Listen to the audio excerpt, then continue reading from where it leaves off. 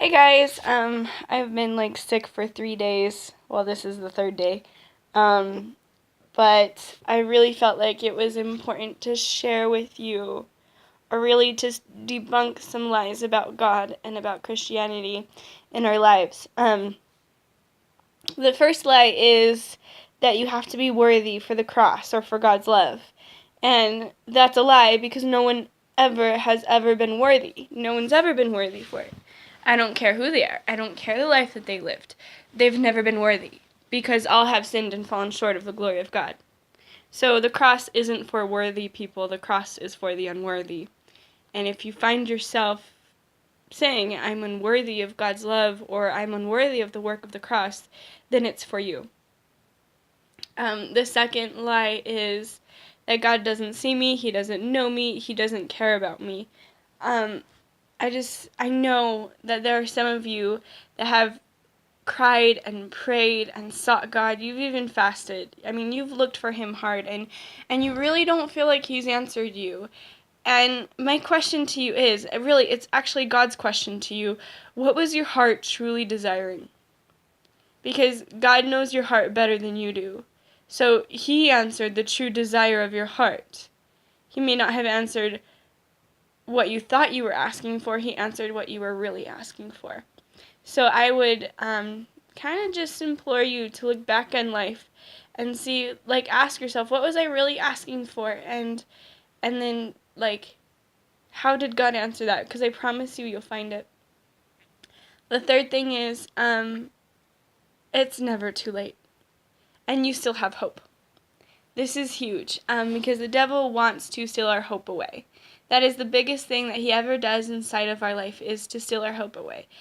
But the fact is that you still have hope. Your hope is not lost. It's not gone. It's not dashed. Hope is as firm as the sunrise and as the sun setting. I mean, you wake up in the morning knowing the sun will rise. As the evening comes, you know the sun is setting. It's something that we expect every day. We expect a new day every day. And hope is like that. Hope is something that can actually be expected. And sometimes, so many times, we look at it and we're like, but I'm afraid to expect because I don't want to be disappointed. Disappointment comes when we place our hope in something that is not firm, like people. Any person that you place your hope inside will disappoint you. You place your hope inside of God and inside of Christ, and He will never disappoint you. And you're like, yeah, but what about all these things? All this pain, all this brokenness that's been in my life. He doesn't understand. He doesn't get it. Well, okay, let's look at that. When Jesus died on the cross, He was literally bloody, bruised, and broken. He was beaten 39 times. Now, if He was beaten 39 times with whips that had bone and glass at the end of them, it means that literally His muscle was torn off of His bone. Which means by the time they were finished, you could see His bones. I mean, the Bible says that He was marred to the point of unrecognition. You couldn't recognize Him as a human. And then you're like, okay, yes, that really hurts, that really stings, that's huge.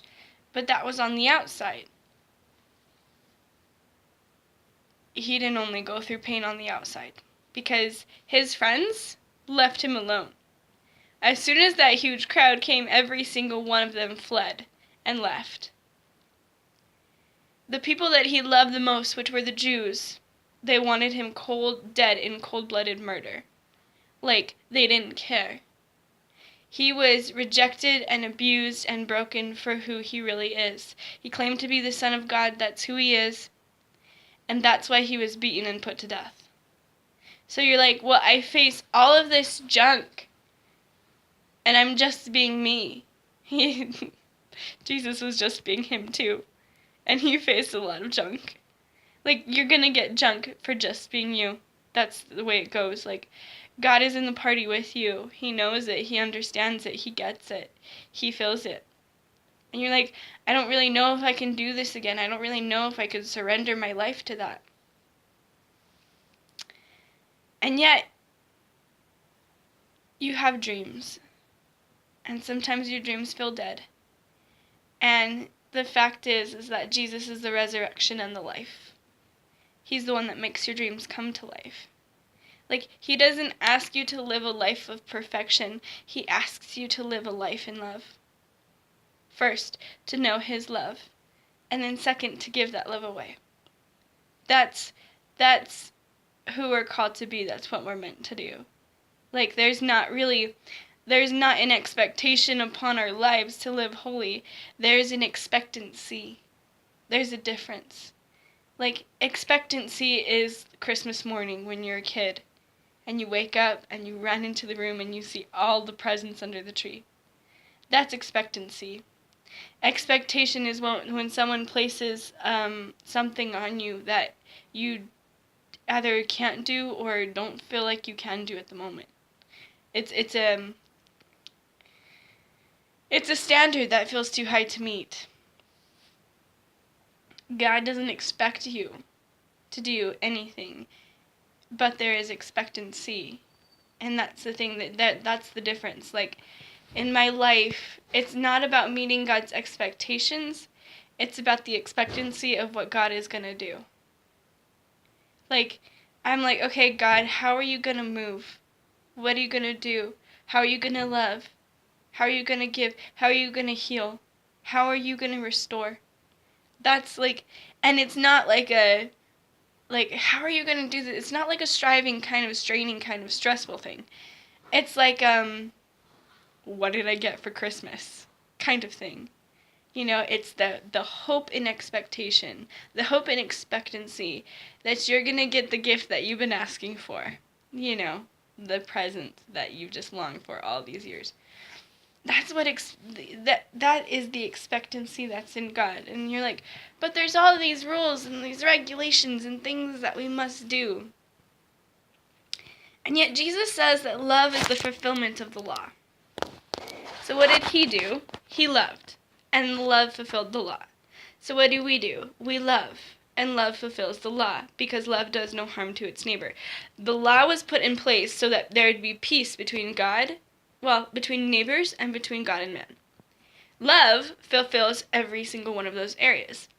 So if you're like, what about all these expectations? Just learn to love. Just stinking learn to love. That's all you have to do. That's it. Like, and the only way to really learn to love is to know that you're loved by God.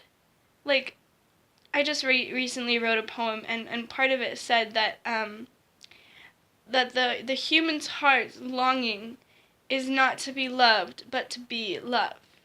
In other words, yes, we enjoy being loved. I enjoy being loved. When I know that God loves me, oh man, when his delight is in me and I feel it and I walk in it and I live through it, it's the best day of my life, and nothing could ever top that. But when I get to be the love, it's even more amazing. Because I get to see the same love that worked in my life, that changed my life, that healed my life, heal another life. And it's really fun. And no one can stop you when you love. Because it's love. There is no law that is against love. And that's the thing. Like, okay, you have an enemy that hates you. Love them. Love them. Serve them. Listen to them. Honor them. Sacrifice for them. There's nothing they can do against that. They hate you. They shout at you. They do everything to push every single one of your buttons. And if you say, you know what, I'm just so sorry that you feel that way, I'm going to be praying for you. What can they do? If they do anything against that, it makes them look like a fool. It is one of the best ways to live. And then as well as that, more than that, it also cuts through the brokenness. It also says, hey, guess what? I value you. Hey, guess what? I love you. Hey, guess what? You're more than that. And that's what love is. And it's so incredible. There are so many stories in my life where I've chosen to love somebody who pretty much feels unlovable. And I've seen God's love change their life. And it's so incredible to see God move. So I guess I'm like imploring you, like in amongst all these lies, like just let God stinking love you, and eventually you'll become that love. And when you become that love, you'll give love away, and it won't matter. It won't matter what people say, it won't matter what people do, it won't matter what people think. Because all you'll be concerned about is, do they know that they're loved? Do they know that they're cherished, that they're delighted in, that they're wanted? Do they know any of that? And when they know that, trust me, when anybody knows that they're wanted and cherished and valued, especially by God, they come alive. And I love seeing people come alive. I've seen so many people come alive. And it's kind of like my secret mission that I'm always up to. I'm always up to loving people that feel unlovable, and always up to helping them see who they are and helping them come alive again. Like, if you feel like your dreams have died, they're not dead. They're buried, but God can raise them from the dead. God can do anything, and that is so true. I have spent so many times in prayer asking God for the impossible.